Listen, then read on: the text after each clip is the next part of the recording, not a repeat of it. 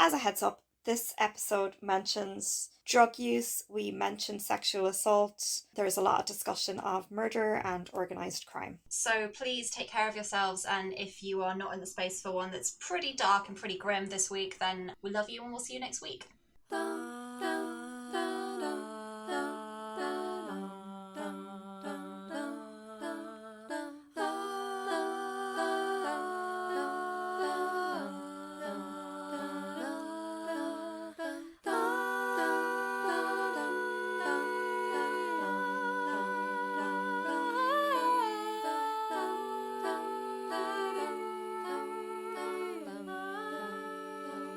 Hi everyone, and welcome back to Women vs. Everything. This is episode 14. I'm Jess. I'm here with my wonderful co-host Grace. I just did finger guns. Which you can't see because this is an audio format. So this is a podcast about women who overcame adversity and oppression. And each episode, one of us chooses someone to focus on, an awesome woman from any period in history. And the other researches the background and the time and all of those things. And then we stitch it all together and see what happens. Absolutely. So how are you? How's your week been? My week's actually been great as a result of I have friends now and the world is opening up again. I've just completely overdone it socially and I was horrendously burnt out then for the rest of the week. That's very relatable. Friends though and socialising, that's all good. I've been doing a little bit of that as well, although as I said to you just before we started recording, I'm largely made of thesis right now. It's kind of crunch time with my PhD upgrade, so I'm a bit but it's fine. We'll get there. Yeah, total masochist. Yeah, you got this, Jess. We'll get there. Yeah. So what fun things have you been doing? What lovely fun social things have you been up to? Lots of getting takeaway matcha and boba and sitting in the park. Oh, lovely. Outdoor dining is back again. I nearly said legal. Indoor dining is open again in Ireland, but lots of places aren't doing it because their staff aren't vaccinated yet, so we still haven't vaccinated some of the under 30s, and that's who the majority of people working in restaurants and bars are. So lots of business owners are taking a stand against that and saying we're not opening indoor dining and drinking until all our staff are safe, which is really admirable. Yeah, I mean, good for them, frankly. Speaking of vaccinated, I got my second shot this last week. How'd it go? I felt like absolute crap for about 24 hours. Well, probably less, actually. So I got the jab at about 11 o'clock in the morning. I'd heard a few things about people who'd had Pfizer who said the second one was really rough. So I went straight home and I was like, okay, I might crash at some point, but went back to work. Everything was fine. And then at 9 o'clock at night, I started feeling a bit wonky. And then I went from feeling a bit wonky to, oh God, I need to be horizontal immediately in the space of about 20 minutes. And spent the next 4 hours with a very high fever, which was not fun. Ouch. Not great, but it's fine. Worth it. Better than getting COVID, get vaccinated, etc., etc., etc. But it wasn't fun. So maybe listeners, if you're getting your second shot of Pfizer, give yourself a free day. Preemptively book a day off work the next day. Seriously. I was talking to friends of mine who are parents and they're like, none of this is anything to write home about. When our kids get the MMR, we know you have to give them Calpol. We know they're going to be cranky for a day afterwards, because they're a bit under the weather, and it's just a normal reaction to any vaccine. I had to get an MMR booster. I got vaccinated in the 1980s, and the dose was apparently a bit lower then. So when I got tested for antibodies for a job I was doing, I didn't have any. Oh, wow, okay. So they were like, you need a booster. But I went in one day and the nurse was like, are you okay? And I was like, oh, I have this cold and stuff. And she was like, I'm not giving you a booster if you're already sick. She's like, because this, it is really normal to get a temperature and a headache after this. So if you're already sick, you're going to feel even worse. And I was like, thanks.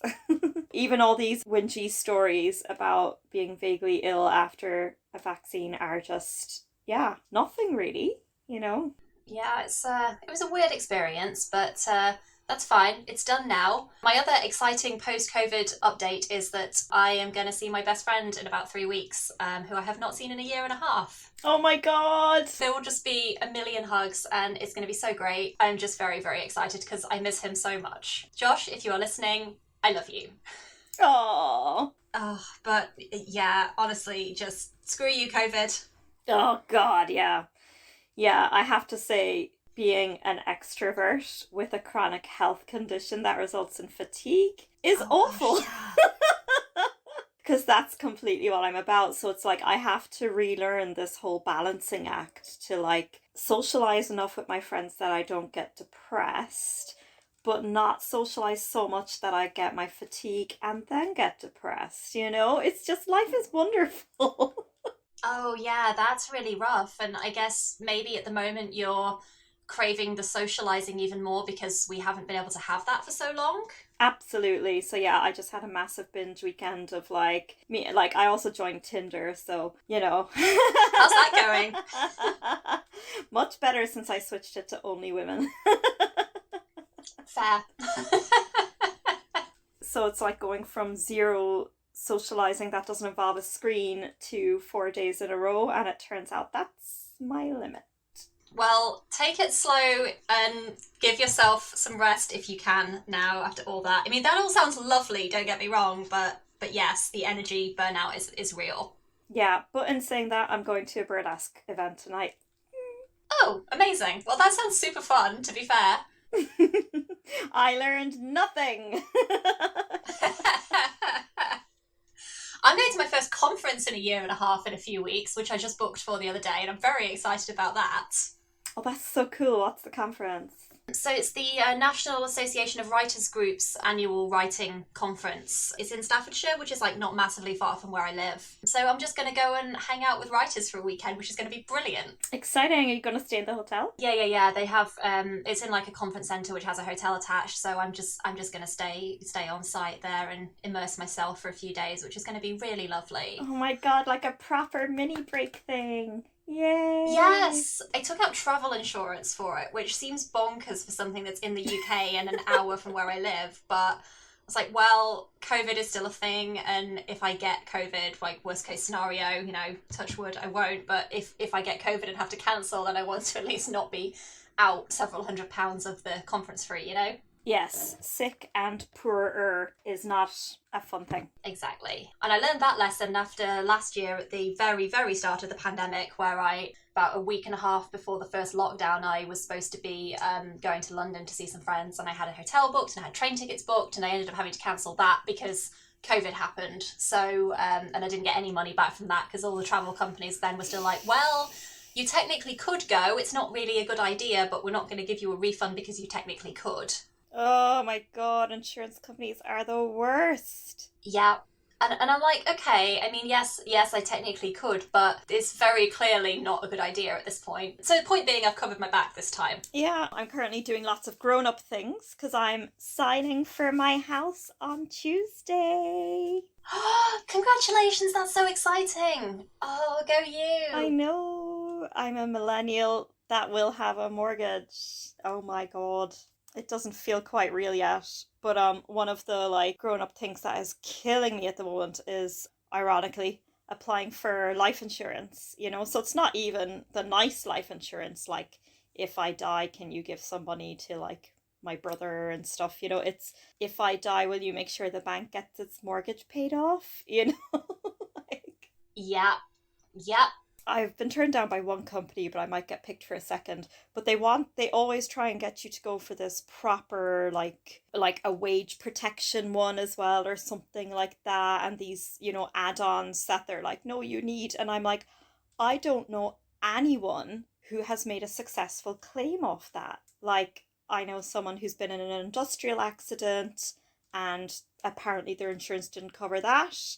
I know someone else who had like a cyst on their ovary. Apparently that wasn't covered either. So I'm like, no, because I'm just gonna be paying extra into this thing for years for you to turn around and say like nothing that ever happens is covered ever.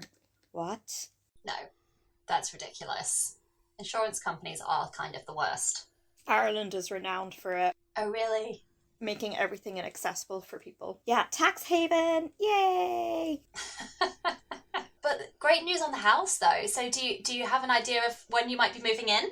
No, I hopefully will on Tuesday, and especially hopefully once this life insurance thing passes through. I will keep you updated, but I'm very excited about recording from my own space. Yes, and I'm very excited about when we can finally get on planes again, like coming to visit you and recording in person. Oh my god.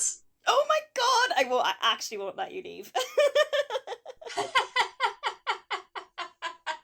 Or you might want to leave extra early because I'll be like, extrovert time! I've been locked up for a year.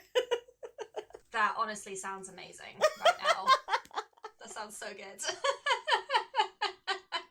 So, what have you been reading / watching / listening to this week? Oh my god, I finally got through all the seasons of Grace and Frankie. What did you think? I loved it! I watched it in the height of the second lockdown. I just binged it. At one point, I thought I'd possibly been exposed to COVID, so I was self-isolating for a few days until I could get a test, and I basically just binged all of it in 5 days. It was great. I just could not put it down, and I think this was part of my burnout, was like, I was just staying up too late, I was like watching it in the morning, I just got into that so typical addict thing of like, I gotta get this finished if it kills me, you know? And yeah. It's just so good. Listen, it has older people queer representation, older people being hot and sexy, older people being entrepreneurs, family dysfunction, my name. It's the best. Yes, it has all of this good stuff. I'm not gonna lie, I want to be Frankie when I grow up. I don't know which one I am because I think I've got very clear aspects of both. Being a usual greedy non-binary person, so yeah. I'm like, I just want to be both, okay?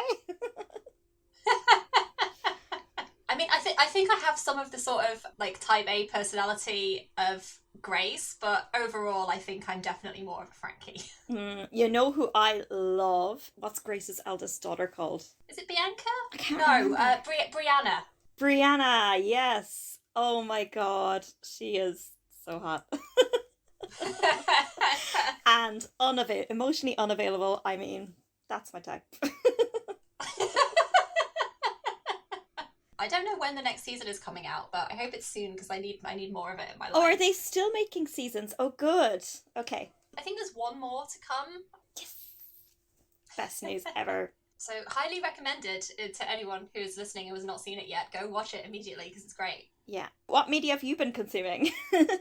I have been re-watching Crazy Ex-Girlfriend, which I first watched in 2019 when I was recovering from surgery and on a lot of painkillers. That's the best way to watch anything. Anyone who knows me in real life knows that I'm a massive musical theatre geek, and this whole show is basically a musical. It's brilliant, and I love it, and it has bi representation and it has musical numbers. It's just so ridiculous, and I love it. It's great. A mental health representation. Yes. Don't be put off by the title, because I didn't watch it for ages because of the title. Oh, same, actually, because I was like, oh god, this is going to be really ableist, isn't it? But it's not. Yeah, or I thought it'd be like misogynistic, but it's tongue-in-cheek. It's leaning into the stereotype and also leaning out and also providing context. Yeah, absolutely. And I think it massively helps that the creator is a woman who has also been open about having mental health struggles. Yes, and I have heard a rumour that they're doing a European tour next year. WV Everything on tour, we could go and see it. Absolutely. Let's write it off as a business expense. Speaking of which, that is a beautiful segue to say if you want to give us money, we have a Patreon. So we are at patreon.com/womenvseverything. We are also on buymeacoffee.com/wveverythingpod. And where can people find us on social media if they don't want to throw money at us but just want to share our stuff and tell everyone how great we are? Which we also love, by the way. If you are a broke-ass bitch like both of us are, you can support us so much by telling your friends, by sharing about our podcast on social media, your blogs, whatever you're doing. You can also just interact with us and share our posts and stories and like and comment on them on Instagram. We're Women vs Everything. And we have a Facebook page as well, Women vs Everything. We have a Twitter where we just put information into the void, and I don't know what, I do not get Twitter. And we're WV Everything Pod on that. And whatever podcast platform you're listening to us right now, if you subscribe or follow us, that makes a huge difference. If you like all the episodes and if you give a comment under each episode, that really boosts ratings and stuff. I went into this podcast so gung-ho, so like, we're gonna do it and we're gonna get ads and we're gonna like make loads of money, and then I realized like you need tens of thousands of downloads, which we haven't reached for in general, per episode before you get any like advertising or anything. So yeah, it's a slow burn, definitely. But every listener and every download and every share, it really, really does help. So it really if does. you think we are great, then please tell other people. Listen, we need attention, okay? We need attention. We need affirmation. So if you can't give us money, you can give us that, all right? Yes. So shall we dive into today's topic? Yes. So a bit of a ramble first. I follow like one of the many feminist Facebook pages out there, and they recently did a post about Margaret Thatcher, and lots of people are giving them shit, which is the right thing to do, in the comments. And they were like, well, this is a women's history page, and she was a remarkable woman in history, even though she was hugely problematic. And we can't just celebrate heroines all the time. Sometimes we just celebrate people who were in some way remarkable, and sometimes for the wrong reasons. And we are not doing Margaret Thatcher because, oh my god, my ancestors will all come back to haunt me. But I would just say things that are unrepeatable on air. But it gave me the idea to do like, what about an anti-heroine, you know? What about a bad bitch? Like a real bad bitch. And I decided to do a woman called Griselda Blanco. Ah, okay. Yeah, her name came up when I was researching, and I wondered if that was who we were going to be talking about. She had lots of nicknames. The Cocaine Queen of Miami, La Madrina, the godmother of cocaine, the Queen Pin, the Black Widow, and she is famous for being the first female drug lord in the cocaine game. She's self-proclaimed the baddest bitch to ever take a breath of life. And this was before Twitter started calling Beyonce and Taylor Swift that. Wow, okay. This is so interesting to me because I obviously did a lot of research around kind of the time period and the places that we're going to be talking about. But I also stumbled across this really interesting article that was actually written for writers, of which I am one. Oh my god, it's for you! A kind of like, what is an anti-hero and how do we consider a character or a person as an anti-hero, and what is that? What does that look like? And why are they so compelling? Which I thought was really, really interesting. So this definition, this is from masterclass.com. This reads, an anti-hero is a central character who lacks the characteristics an audience associates with a conventional hero. Anti-heroes are ambiguous protagonists, complex characters who have a dark side. Despite a flawed exterior, a history of bad decisions, and even a questionable moral code, an anti-hero is ultimately guided by good intentions. Which I think is interesting, and a couple of the examples that they give of anti-heroes in fiction are Dexter, which is a show that I have not seen because I can't deal with media that's that violent and bloody, and Walter White from Breaking Bad is another example that they give. Absolutely, yeah. And Rick from Rick and Morty. Another example they give here is, so Star Wars, Han Solo could be considered an anti-hero, whereas Luke Skywalker is a more traditional hero. Yeah. I think these characters can be so compelling and so fascinating because characters and individuals who are good all the time are kind of not always that interesting. Boring. I'm really intrigued by this, and obviously you know this person's story, you've researched it, but do you think that she falls under that definition of being guided by good intentions even if making bad decisions? No, and I wonder, some of the examples you've given there, I read Reddit threads at night instead of sleeping, and I see a lot of arguing about Walter White and Rick from Rick and Morty. Sometimes it seems to me, coming from the more like psychological side of it, the audience projects or hopes or presumes good intention. When actually, when you really analyse Walter White especially, it's like, no, it actually all came back to self-serving needs, selfishness. Yeah. Yeah, when you look at the whole story as an arc, spoiler alerts for Breaking Bad, Walter White could have stopped everything when he made enough money to cover his medical treatment. And he didn't. So if you look at the start of the story, there is the seed that is telling you this is kind of what he's become. But when you look at the individual small decisions, you can be like, oh, well, he was just protecting himself, or that needed to happen. They're fascinating, and as a true crime junkie, I am fascinated by the darker aspects of people. Yeah, absolutely. And that's why I was so intrigued by this story. So the details that Grace gave me we were looking at so the mid 1940s, 1943 up to about 2012. And this person's life started out in Colombia in the 70s and then later in Miami in the United States. And some of the themes that I got for this were the Miami drug wars in particular in the 1970s and 80s. And then obviously just sort of what it was like for women living in those places at those times. So where do we want to start? Shall we start with Colombia in the 1940s? Yeah. So she lived in Colombia until her early 20s. Do you want to give us an idea of what it was like for women in Colombia for that time? Yeah, so I found this really interesting paper that was actually written by, at the time that it was written, the author was a doctoral candidate studying this period in Colombia. And she wrote about how, obviously, like in so many places, women in Colombia really had to fight for the reforms that would make them equal to men. She says they also had to struggle against gendered concepts of citizenship and political participation. And obviously a big part of this was the struggle to get the right to vote, but that was part of a much bigger fight for civil and political rights.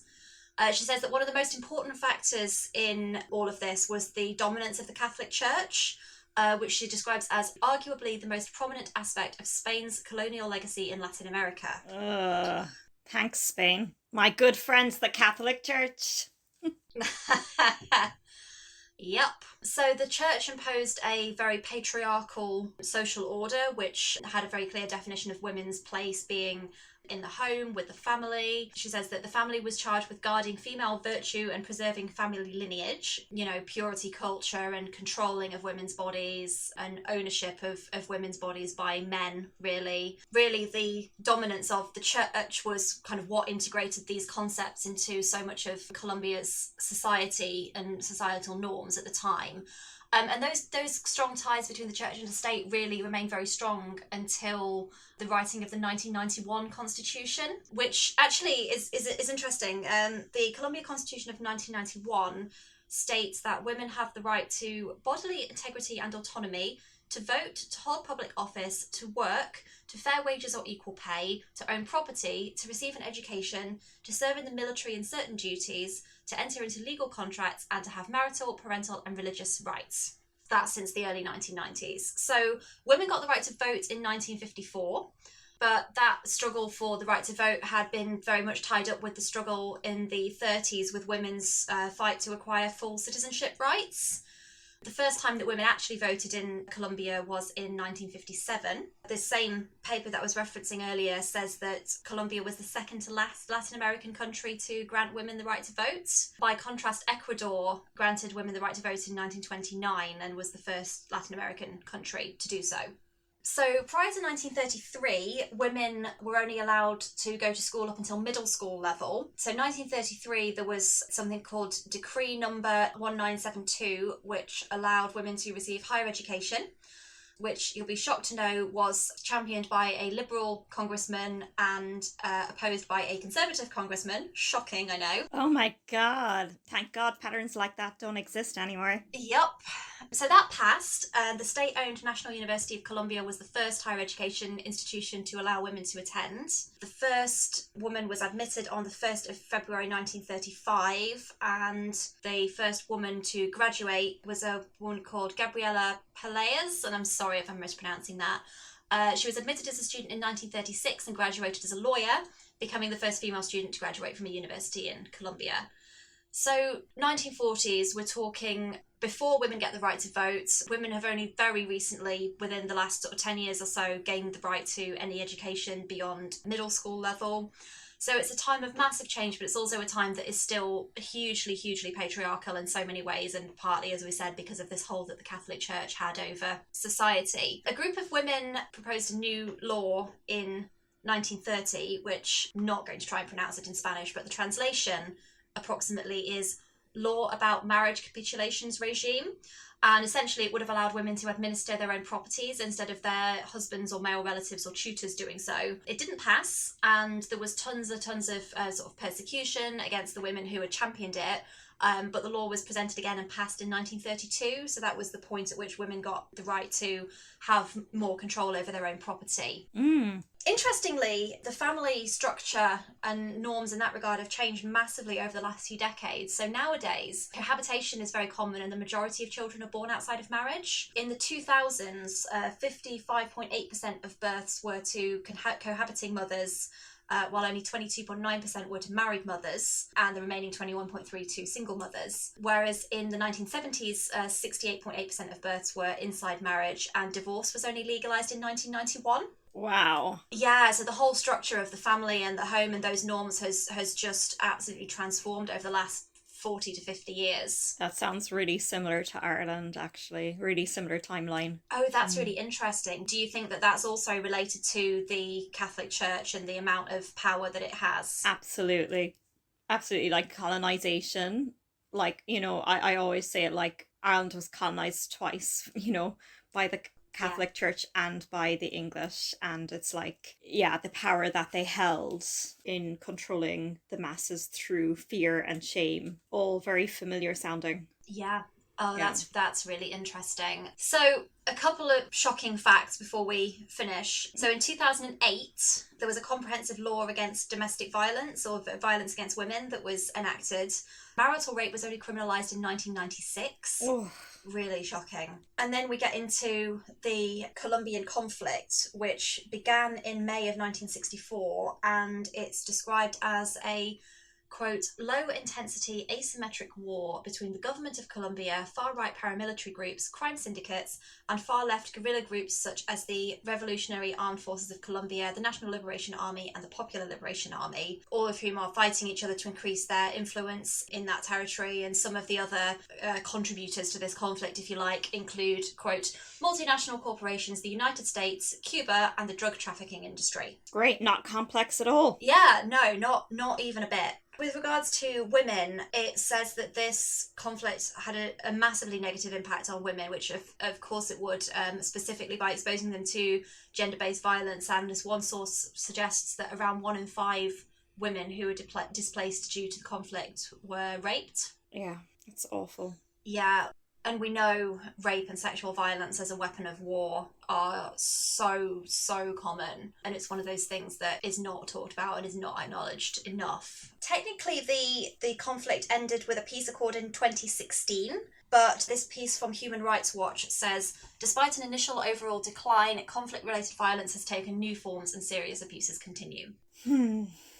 Yeah. Yeah. So tell me about today's woman's early life and what kind of she had to deal with growing up in that environment. Yeah, so I just want to say at the start, like there's no kind of reliable resources about her life, and some of the information is very contradictory. Like, oh, interesting. She was quite sensationalized in the tabloids. And then shocking. Yeah.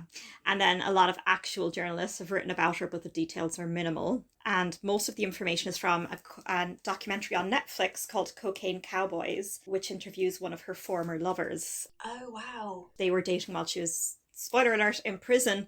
So she relayed all her kind of childhood and her life story to him. So we're essentially taking her and his word on a lot of details.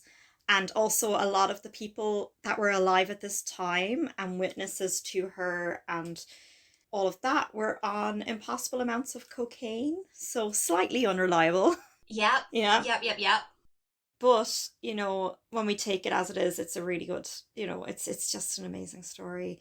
So, it's really interesting listening to all the story you told there about like women's rights and women's liberation. And I'm just like, oh, this is really different to what Griselda has said about her own childhood, because she was dirt poor, So I'm not sure all of this movement that was happening at a political level actually really affected her day-to-day life, you know, which is quite common in a lot of the stuff we talk about. So she was raised by a single mother in a tin house in a slum in rural Colombia with no electricity or running water. Her mother was a hardcore alcoholic and physically abusive.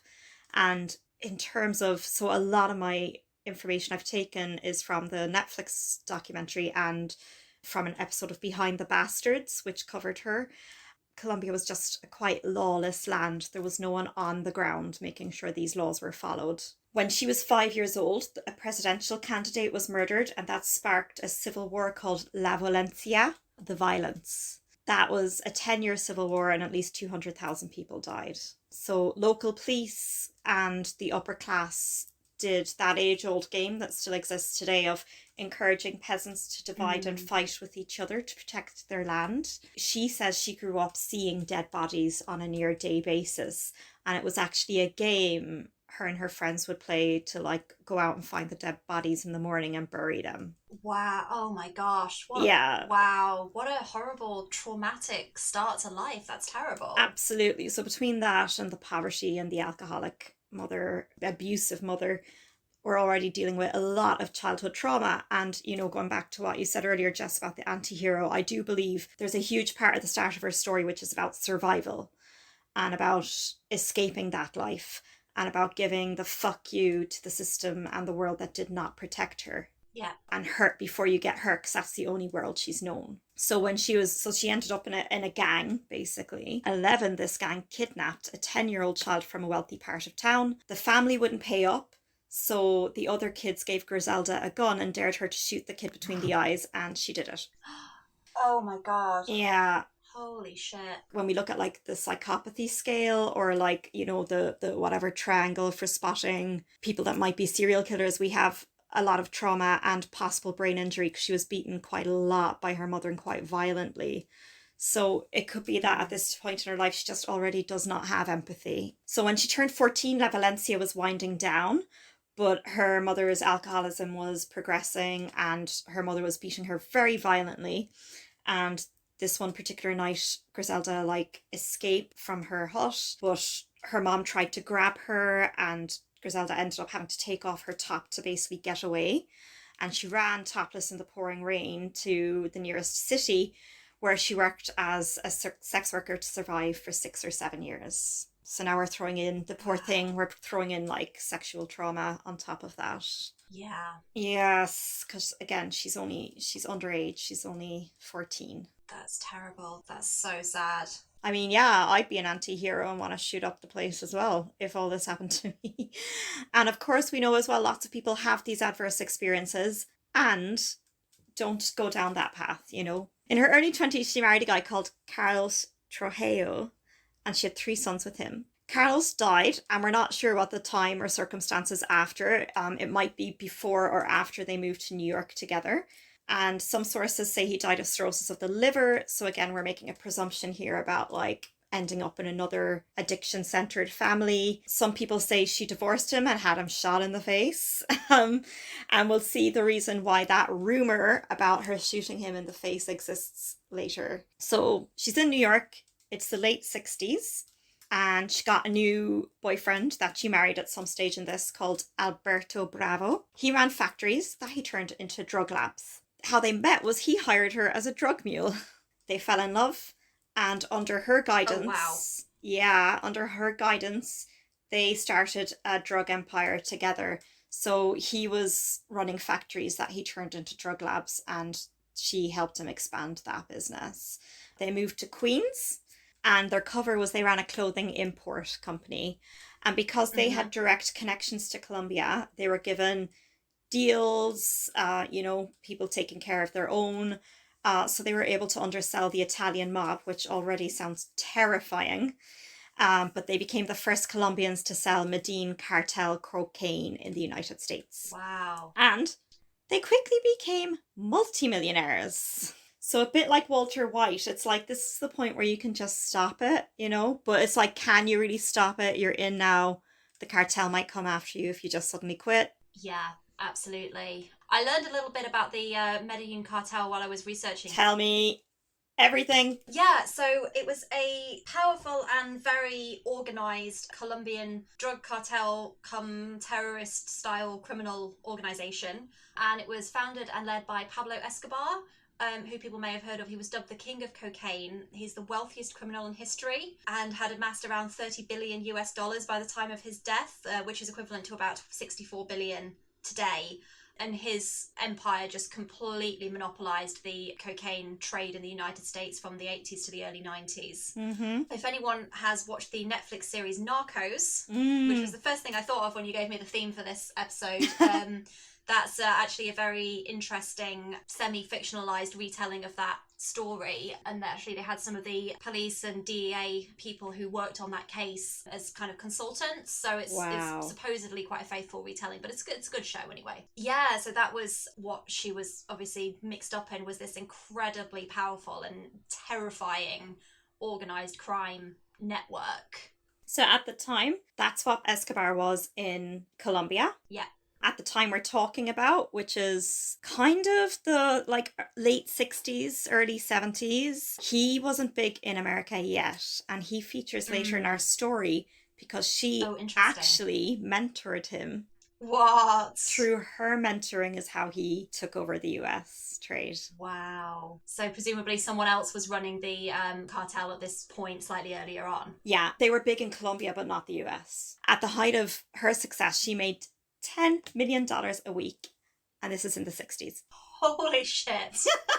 I mean, so yeah, they were moving 1.5 tons of cocaine into America per month, and she developed a love for gangster movies, especially The Godfather. So her nickname La Madrina was given to her by herself. Wow. I mean, that's dark. And this is where I think the fascination comes from, is I'm partly in awe and partly terrified, Yeah. She realized female mules, and this is, we're going to hear so much about her entrepreneurial spirit and her innovation.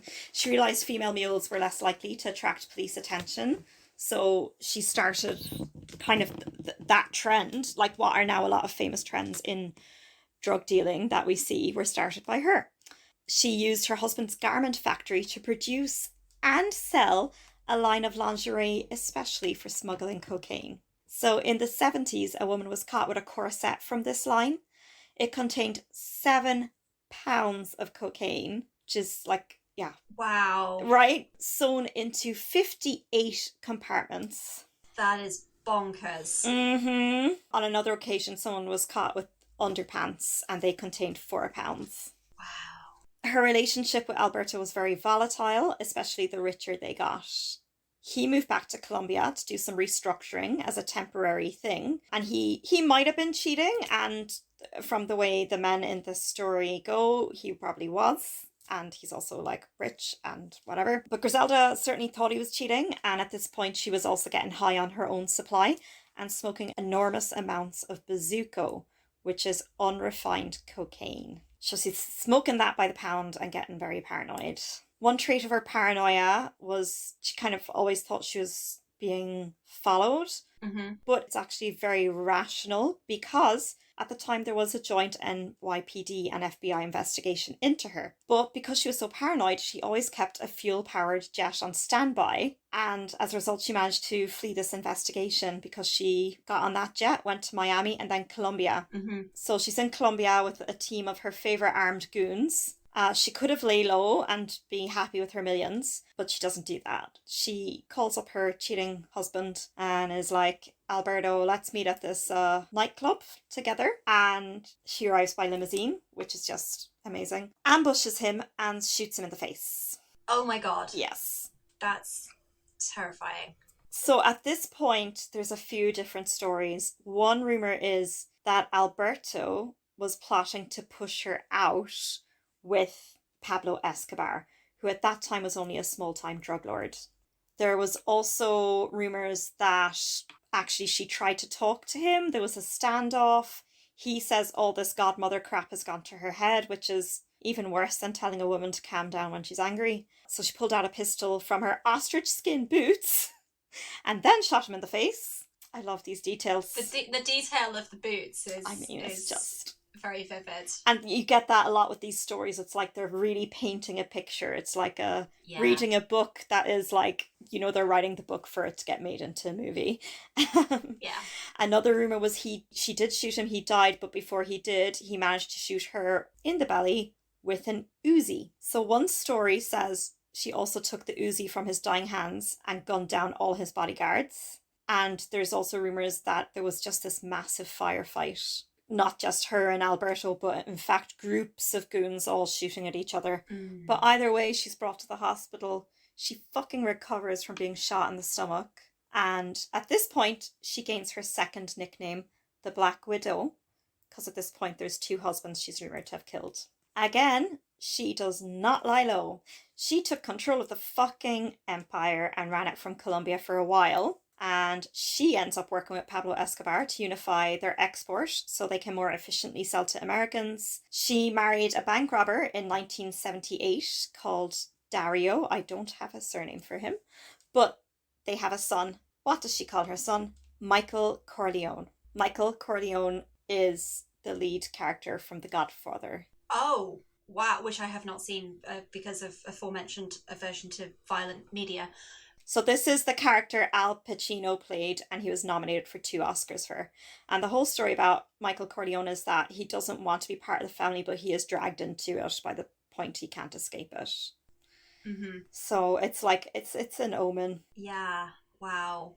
Hell of a choice of name for your kid. So at this point, she was back to the United States. She isn't recognised at customs or whatever because a decade of smoking uncut cocaine will change your face. That's going to have an impact. Yeah. She bought a 6-room penthouse in Miami and she starts to expand her empire at this point beyond anything the world had ever seen. Would you like to know some stuff about Miami in the 70s and what was going on there? Tell me all about Miami in the 70s. Miami was a really popular tourist destination in the 60s.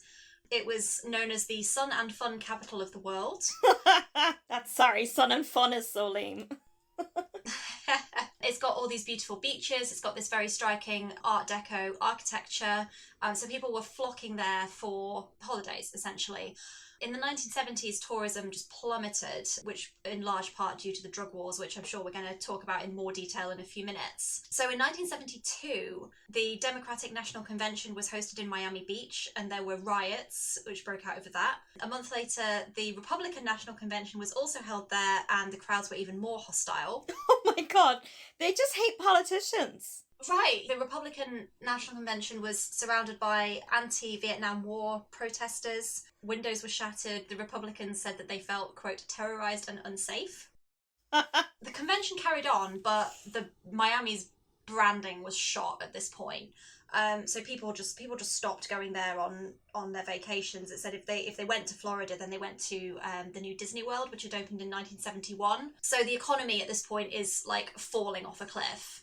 Real estate owners and business owners started to target the retiree community instead.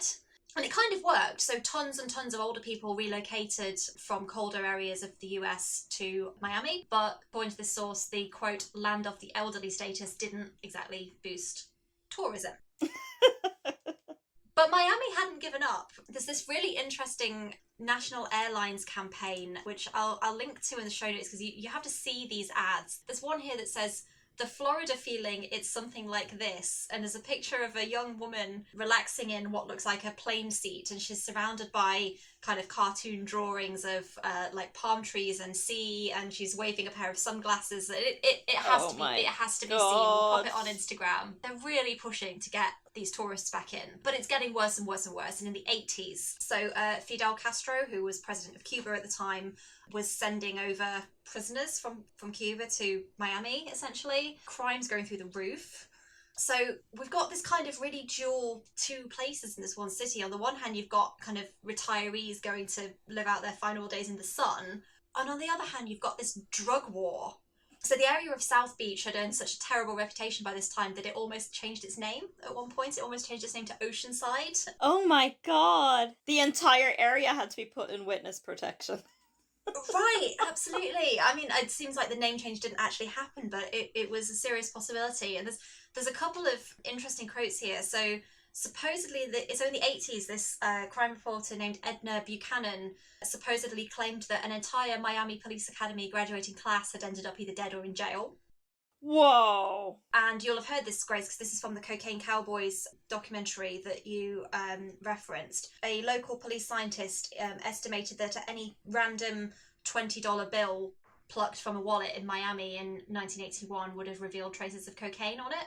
Yeah. No idea how true either of these claims are. No idea if they're actually literally true, if they're exaggerated for effect. Don't know. But I was just gonna say, a police scientist, I don't know how reliable that is. Yeah. Given with what what we know about the corruption of the police these days. I'm gonna share information that is probably gonna confirm that, to be honest. Yeah. Okay. Before, when Griselda arrived, Miami was this quiet little town on the coast, and then she just dropped in like a hand grenade, as they said in Behind the Bastards. Before this, Miami was known as the marijuana capital, but that didn't have a huge impact because people were just vegging out and like eating snacks a lot. Right, marijuana, cocaine, not quite the same thing. And at that time, like, drug lords were moving away from pot because it's bulky and it's hard to hide, and the police were looking for it. Cocaine was new and exotic, and only rich people could afford it. 1 gram was $60 to $100. Wow, and that's in the 70s, so I don't know what that would be today, but like a lot. So Griselda in the late 70s gets married and moves there, and the use of cocaine just explodes in the late 70s and up till the late 80s, but you know, it's still quite popular current day. So yeah, she was moving it into the country by the thousands and thousands of pounds. Miami transformed more so into what we see today because all these nightclubs emerged that were a front for drug dealers. They all wanted skyscrapers with these penthouses, and banks that were willing to overlook discrepancies got rich beyond their wildest dreams and then also bought giant skyscrapers, and it's just crazy. Yeah. Like you were saying about the violence, Griselda basically killed anyone she felt like. There was one time she confronted a rival with a machete. She had the machete, and she was about to cut him to pieces, and he begged her not to, and to just let him get in his car and shoot him. And she did this, and then would just boast about this story as like, look how compassionate I am.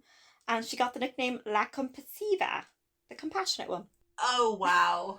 Oh my god. Okay. This is bonkers. Yeah, this is bonkers. This, you know, I think she's the female Scarface, because this is fucking bonkers.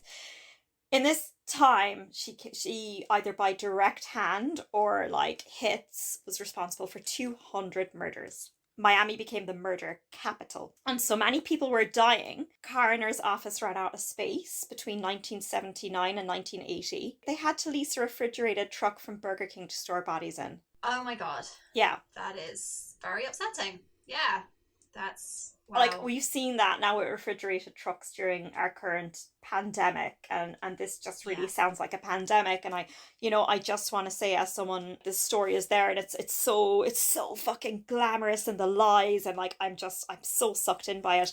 And I also personally know so many people that cocaine has destroyed their fucking lives, you know? Yeah, so underneath this, you know, she's responsible for 200 deaths. She's responsible for a lot more deaths by cocaine overuse, by associated health problems, by kids growing up in trauma and suicides. It's awful. It's an awful, awful drug. People who are high on cocaine often act like fucking assholes. There's so many stories from this time that are just like something you would see like in Scarface or The Godfather. There was an incident called the Dalton Mall Massacre. 2 goons with machine guns fired up a liquor store, killing 2 rivals and injuring a clerk, and then drove around the parking lot, shooting out windows of random shops. Did this come up in your research as well? The Dalton Mall shootout did. Interesting, some numbers to put this in perspective. According to this one source, the city had 573 murders in 1980. This is just in Miami. And then 621 the following year. Holy crap. Yeah, so the numbers were just rising and rising. The Dalton Mall massacre happened, and then these guys just abandoned the van because there was really bad traffic. So on top of this, the people living in Miami had really bad traffic to deal with, and the police searched it, and they just called it a war wagon. Like, it was bulletproof, it was kitted out with weapons, it was It was a tank disguised as a van. And this is the point that the police are like, we're fucked, because they only have these shitty little guns. They didn't have a body armor. There wasn't a SWAT team. There wasn't anything they could do to combat what was happening. So here's where we get another amazing innovation from Griselda. She's like, fuck cars, because some people have been arrested being caught in traffic after a getaway. The vans were really expensive to abandon. So she had all her minions use motorcycles. So now in all this gangland modern media we see, the infamous motorcycle drive-by assassination, that's her invention. Wow. Sorry, related to what you were saying a second ago about how the police started realising that they just completely lost control of this situation. I found a quote from a journalist called Robin Farzad, who argued that Miami was a failed state because crime was just so rampant, and it was just the crime lords were running the show, essentially. Yeah, basically. And I mean, there's still contemporary media like Miami Vice, where I think Miami has retained a certain amount of that. Yeah, definitely. The famous motorcycle drive-by assassination was then copied by Pablo Escobar, and he gets a lot more credit for that. So again, we get a man getting credit for a woman's idea. The head of police said, they just could no longer protect people and urged citizens to arm themselves.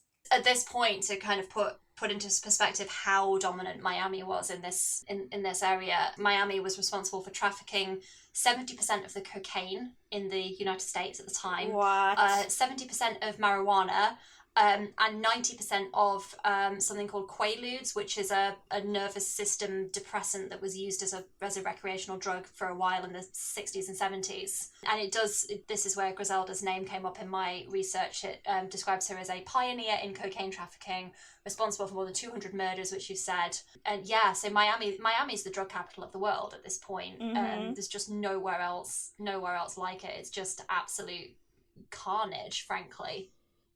Yeah, so I mean, a shit time to be most people except her. Because at this point she's making billions.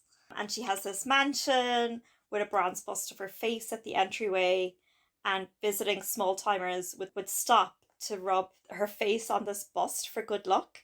And this was apparently also done by Pablo Escobar. So she's on top of the world, but can't leave her house because she is so paranoid because of her drug use and due to the reality of so many people are out to get her. So she started throwing these increasingly wild parties with reportedly bisexual orgies. We're unsure if those were consensual. There's some reports of those being at gunpoint. Oh my gosh. And we're also unsure if it's true, because it was said by the cops to the media. In the 70s or 80s, that would be considered a slur. So possible by not icon.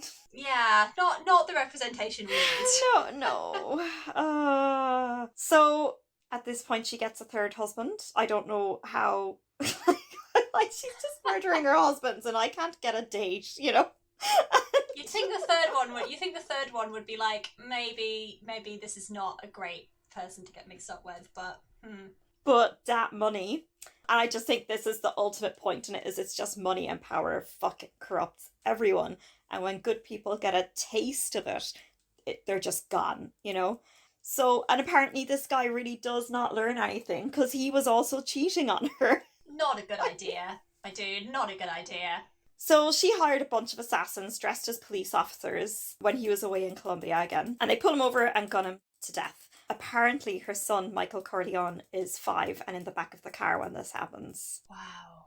She has said at a later date that this guy kidnapped her son and brought him to Colombia. But we're very unsure. Do we know what happened to the kid in the end? Yes, I will tell you at the end. Okay.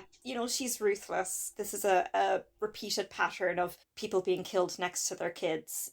As part of a hit, she will say, and kill their kids, but the hitmen refuse to, So by 1984, she's got a bounty of $4 million on her head.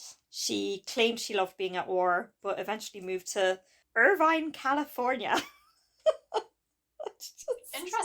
Interesting choice. I'm so sorry if you live in Irvine, California. I'm sorry for laughing at you, but it is funny. Here in 1985, the police finally caught up with her. after almost 20 years of her being in the business. They didn't have Wow. evidence to put her away for life or get the death penalty, so she got a special plea deal for 20 years.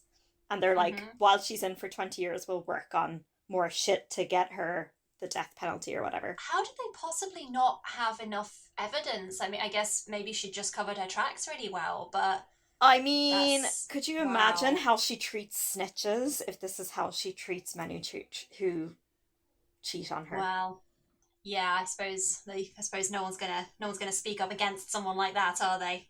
Absolutely not. And again, it's Yeah. these her network at this time was so wide. You know, the person who actually killed these people might be 20 connections away from her. Good luck trying to follow that thread amongst a bunch of people that are like, if I tell you, I'll die. Anyway, she's all over TV. And this man called Charles Cosby, who's a street coke dealer, saw on TV and became obsessed with her. So he had a connection in prison who passed her a note from him, which I guess is prison Tinder. And this is the note, and it's quite like something you'd get on Tinder. Godmother, I think you're the greatest queen to ever sit on the throne. I've admired you ever since I first heard of you. I appreciate you and I salute you for being a real woman. Wow. Why do you need to put real woman in there? It makes no sense. I mean, I hate the whole real woman thing anyway, in whatever context it's used, because like all women are real women, damn it. But like, what does that mean? Like, you have to like run a drug empire to be a real woman? That's a very, very wonky definition. I have so many follow-up questions. There's so many things you could compliment about her, and he goes for anatomy, I guess. Like, what? I guess. I guess. I just, wow. And he's like, I want to meet you. So she calls him. They end up talking for an hour, and that friendship led to romance. And this is the guy that she ends up telling her whole life story to. This is all happening while she's still in prison. Oh, yeah. Wow. She's got it going on, like. Well, it's her life story, as in the parts of it she could reveal without being tried for more crimes. Yeah. I guess a lot of this was omitted as she was trying not to incriminate herself too much. Yeah, and and again, this is what the difficult childhood could be like. She's saying that, knowing people are going to hear it, and they might give her more sympathy, or I don't know. Yeah. I don't know. I kind of believe her. I think it's realistic. He visits her in prison, and oh my god, listen to how she's running the show in prison. She's not wearing uniform, okay? She's in these silk pants and jacket with red pumps and a ton of makeup. So 80s. I want to recreate this outfit. They make out immediately in the visitors' room, and it turns out she's after bribing the guards like $1,500 to just let them do whatever they want, and they have a private area where they can go and fuck. Wow. So even in prison, she's still making she's bank. still pulling the strings. She's still calling the shots. She's still got her money. She's still got her power. This is a very hot story. This section here is very hot. And she's like, I'm going to make you rich, because she's still managing her empire from behind bars. And her network had shrunk, so now she's only making a measly $50 million a year. I mean, heartbreaking. So 4 days after he met her, Cosby's a millionaire too, and he's visiting her. Did you say days? Yeah. Wow. Well then. We picked wrong going into podcasts. So he visited her in prison every week. And, it's also, a lot of people talk about her charisma. Like, she just had a way of just blowing people away, Mm-hmm. So she was just constantly bribing the guards to bring her money, cocaine, Colombian food, and perfume. And there's a photo of Cosby and her in the prison yard, and she's just like fully dressed and like posing, like. Yeah. In 1992, her older sons were released from prison. And sadly, they were all just murdered by enemies. And she screamed upon hearing this and had a threatening note read out at one of her son's funerals. And a week later, the people who murdered that son were caught and tortured for a week before being killed. Holy shit. She's still fucking running the universe, Charles Cosby starts cheating on her. Of course he does. The men in this story are just... So he's out one day, and next thing his car is shot up 12 times. He ends up with a bullet in the arm, and that's a warning. So as soon as he gets home, she's on the phone, and she's like, you need to meet me in prison tomorrow. And she jumps on him and starts strangling him in the visitor room while the guards watch and do nothing. And then when Charles is like, Oh my god. oh, I'll beat you up back or whatever, she, quote, Charles, you're no more of a threat to me than a fly on my shirt. But somehow they make peace and keep dating. Oh, that wasn't the ending I was expecting to that story. Dear God. They came to some sort of prison ethical non-monogamy where he was just like, I love you, you're the one, but we can only see each other once a week and I need more than that physically. So all these Yeah. other women mean nothing, I guess.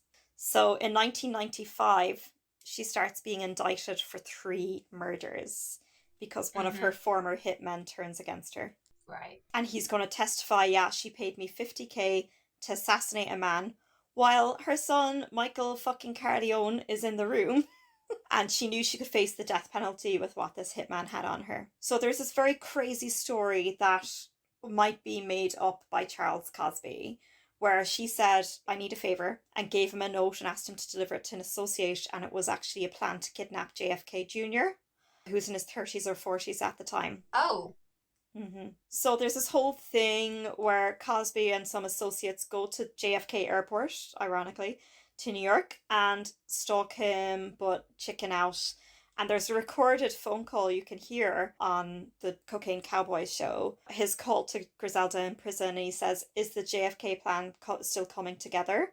And she's like, yeah, babe, that's fine. You know, so it's like he's setting her up to admit it on recorded phone call. And actually what's sad is in this phone call, she's so loving towards him. She's just like, yeah, baby, I love you so much. I can't, you know, yeah, she seemed to really love him. Yeah. So anyway, he's subpoenaed to testify because the police are at his door like, what the fuck is this JFK plan? You know, it's quite likely he also contacted the police to flip. But is this a plan Griselda hatched? Because basically, during his deposition at the prosecution office, Cosby goes to the loo and he's approached by the secretary and she passes him this note. And it's like, Charles, I think you're cute. Let's meet up later in your hotel. And they visit later. They start to have sex and they have a full-on affair. The same secretary was also having phone sex with the former hitman who's the other informant. Oh. In this case against Griselda. And another secretary was also doing the same. And this former hitman as well also got his wife pregnant while he was in jail. So anyway, it all comes out that the 2 main witnesses in this murder case against her and kidnapped JFK Jr. can no longer testify because they're compromised by fucking the prosecutor's secretaries. And there is also this rumor that both men did it deliberately so that they could not testify against her. That alone could be a movie. That is like, yeah, there's just so many layers to this. Yeah. So that case all falls apart and Griselda is released from prison in 2004. She goes back to Colombia. She spent 8 years living in a fancy neighborhood, walking out in the open without bodyguards. November 4th, 2012, she's walking to the butcher shop and bought meat. And a man on a motorbike drove by. She's 69 years old at this point and he shot her at close range. And she bled to death on the street next to the 150 pounds of meat she just bought and a Bible. So in this very poetic manner, she is murdered next to this very graphic raw meat and blood and killed by her own innovation. Yeah. That's not at all the ending I was expecting. I was expecting you to say she died in prison. Yeah, no, she got out and just lived her fancy swanky life and probably continued her empire a bit. Yeah, so she was never convicted for the 3 murders that she was indicted for then? No, she got a plea deal for 20 years for all she did. For the amount that she did, that's like nothing. I can understand the police in that too, like, let's just get her off the streets now. Yeah. And we can totally build a case for other shit while she's in. It buys us 20 years. Yeah, totally. No, I can absolutely see the logic behind that, but she even managed to wriggle out of that one. She's just a bad bitch, you know? Like... That is a hella story though, dear God. So she's survived by her son, Michael Corleone, who never returned to Colombia because all his siblings were murdered when they returned to Colombia. He stayed with self-appointed legal guardians since the age of 12. So I'm like, how the fuck does he get self-appointed legal guardians and Brittany is in this fucking cage, you know? Like... Yeah. Oh my god. So he's still alive then? Yeah, he says Charles Cosby is a liar and made up all the JFK scheme. He kept in touch with his mother, but he never saw her again. He has been in some mild legal trouble, like being caught attempting to buy cocaine from undercover cops, but in general, he's laying low. And he is now selling vape products under the business name Pure Blanco. Huh. You can check him out on Instagram. It's a trip. The vape products come in a box packaged like a kilo of cocaine. And among other merch he sells on his website is hoodies and t-shirts with his mother's picture on them. And people buy that? Wow. That's I'm not gonna really lie, dark. I would like a t-shirt with her picture on it. Yeah. So he's fully like leaning on his family name. Oh yeah, he's even so his name's Michael Corleone Blanco, and it's Pure Blanco. And that's the story of Griselda Blanco, the cocaine queen of Miami. That is extraordinary. Wow. So our first anti-heroine, that was a wild ride. Yeah, I've been so excited all week to do this. Yeah, this is genuinely fascinating and like horrible in so many ways, but really interesting how someone gets to that point of doing all of that. Yes. Yeah, and I do want to take ownership of the fact that our first Colombian woman is a cocaine dealer, which is a bit of a stereotype. So let's commit to covering a Colombian feminist or someone who's not a stereotype. Definitely. Yeah. Yes, absolutely. And as always, if we've made any mistakes, we have a corrections corner. You can email us at womenvseverything@gmail.com. And if you yourself are Colombian and you're doing some cool work, doing anything interesting that vaguely relates to our podcast, we would love to have you on as a guest. Yeah, absolutely. And speaking of guests, our next episode is going to be a guest episode. We are interviewing an awesome woman next week who I'm really, really excited to talk to. I've been wanting to get her on the podcast since the beginning. And I'm not going to give away too much at this point, but we are going to be delving into some history with someone who very much knows their history. So watch this space. It's going to be good. Is it Basic Bitch Gratitude Corner time? It is. Okay, yeah, so I'm going to go back to what I said at the beginning. I am very, very grateful that I finally get to see my best friend after more than a year and a half. Such a relief to be able to see all my favourite people again. Also, I've been getting back into running recently, which is something that I haven't done in a few years. And I ran my best 5k time this morning. Oh my god! Which I'm really pleased with. We're talking like 38 minutes. I'm not, it's not amazing or anything objectively, but for me, it's an achievement. Absolutely. I'm quite pleased with that. Well done. 36 more minutes than I can run, so... So that's actually been really good for me, and it's been doing like my brain and my mental health and stuff a lot of good, which is really nice. And I'm grateful, last one, I'm grateful to the friends lent us their Disney Plus account because we have been binge watching WandaVision and Loki this week, which has been fun. Is Loki good? It's really good, especially because they have actually like essentially explicitly made him bisexual. Yes, it looks like something I'd enjoy. Yeah. Well, it's short. It's only 6 episodes. Ah, okay. Yes, recommended. It's fun. Yeah, that's my 3 things for this week. What about you? I'm really grateful for this podcast. I always, in the build up to recordings, I'm like, because I'm such a procrastinator and I've not been great at prioritizing time to research this week. So I always feel in the build up like, oh, and then I'm like, just before we record, I'm so excited. Yeah. I always feel so great after we record as well. So I'm really grateful we're doing this, and I think it's just really nice to geek out with you. I'm also really grateful for my parents because, they're the only reason that I am able to buy a house on so many levels, and they've really helped me out a lot. But yeah, don't tell them I said that. Do they listen to the podcast? No. Oh God, no. They buy my love. I don't think my parents do either. I haven't actually asked them. I don't think they do. No. Until next time, be the baddest bitch to ever take a breath of life and love women. Bye! Bye!